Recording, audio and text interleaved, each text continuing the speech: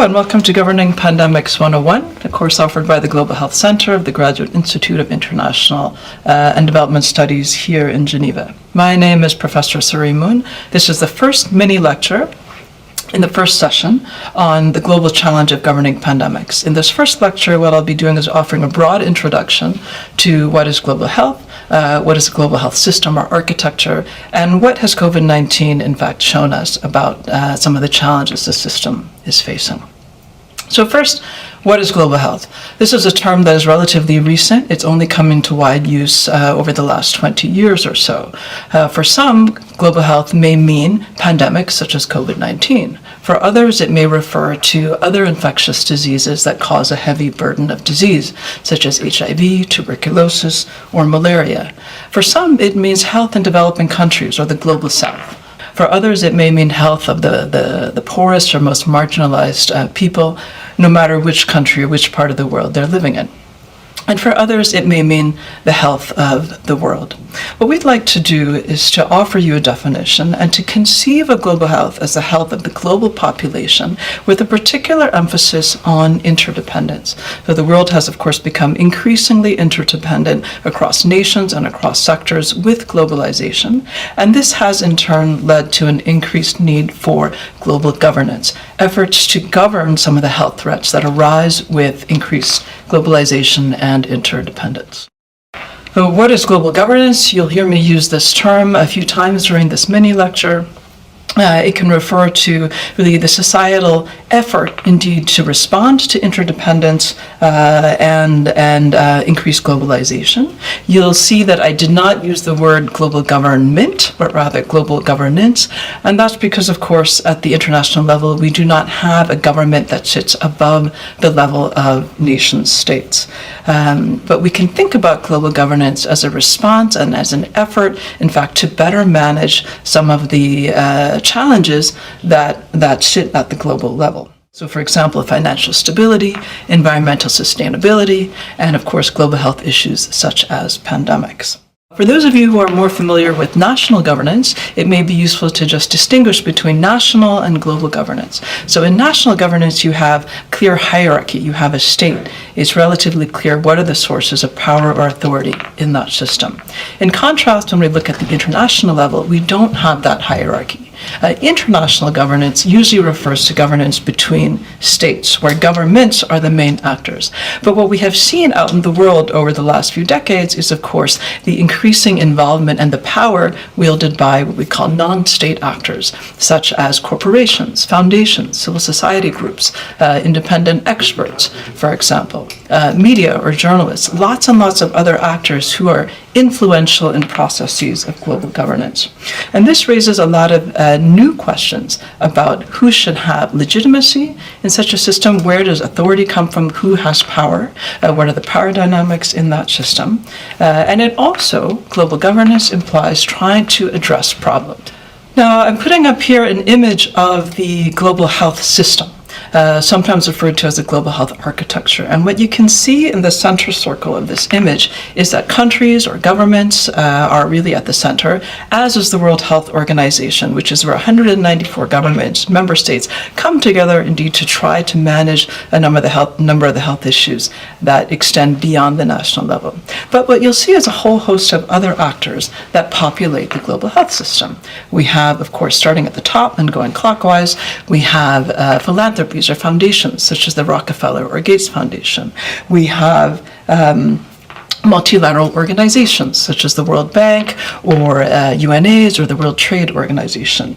We have academic institutions like the Graduate Institute or others where a lot of research is carried out and training capacity building is done of students. We have bilateral cooperation organizations such as the United States Agency for International Development, media, including both traditional mainstream media as well as specialized media focusing on health issues such as The Lancet or here in Geneva, Health Policy Watch, for example. But we also have increasingly social media. We have the private sector, corporations such as those involved in the pharmaceutical industry, in trade or travel, in tobacco, baby food, for example. hybrid partnerships, which are called hybrid because they're governed by both states and non-state actors. So Gavi, the Global Fund, UNITAID, all are governed by both governments as well as private actors.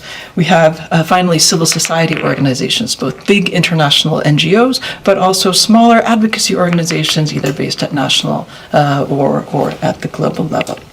Now, if we look at this next image, what you can see is that the simplified picture that I showed you just a minute ago was indeed just that, a simplified image. When scholars have tried to map what the global health system actually looks like, you can see that it's hundreds, if not thousands of actors, very, very complex networks, all interconnected and interacting with each other. And what we need to see is that this global health system collectively needs to deliver on certain functions if we're to be successful in protecting and promoting health, if we're to be successful in preventing, detecting, responding, and controlling, and ultimately ending pandemics, such as COVID-19. So as was highlighted in one of the background readings, the system as a whole needs to deliver 4 types of functions. I'm going to go through each one of them in turn. So the first is management of externalities. You can think of these as health threats that move across borders. So of course a virus that moves across borders is a clear example of that, but another kind of externality could be air pollution or water pollution that crosses borders, for example. And 2 sub-functions are that we need systems for the surveillance, for the sharing of information across borders, as well as ways to coordinate actors in order to detect and respond and to manage these types of externalities across borders. Clearly, in COVID-19, this was an important function of the global health system. The second function is ensuring the provision of global public goods. And I'll go relatively quickly here, but the idea of global public goods is those that are widely available to everybody to enjoy the benefits of. And they're characterized by 2 features. One is that they're non-excludable. You cannot exclude anyone from consuming them. And public information, for example, is an example of a global public good. And also that they're non-rival. That means if I consume some of that public information, there's just as much left for you or your classmate to consume. And there are a number of key kinds of global public goods that are really important for health. So for example, research and development. We saw again the importance of this in COVID-19, the development of diagnostics and drugs and vaccines. Standards and guidelines, for example, standards on masks that will be effective at in fact protecting the wearer. Guidelines to ensure the smooth movement of goods across borders, such as vaccines, comparative evidence and analysis. So we need to understand, for example, if one country tries a certain strategy, such as quarantines or lockdowns or zero COVID strategy, what is the evidence? How do we analyze and learn from that to inform what other countries can do? All of this is knowledge, all of this is information that can be made available as a global public good, and we have to find ways of ensuring that they are produced and shared. The third group of functions is what we call global solidarity, and this is where a lot of the attention and the critical mass in global public health has traditionally focused. For example, development financing. We saw how important it was to mobilize billions of dollars in financing to ensure that countries that did not have enough financial resources to in fact fund the COVID response would be able to do that. Technical cooperation, for example, how to set up a contact tracing system, how to set up surveillance networks. Humanitarian assistance.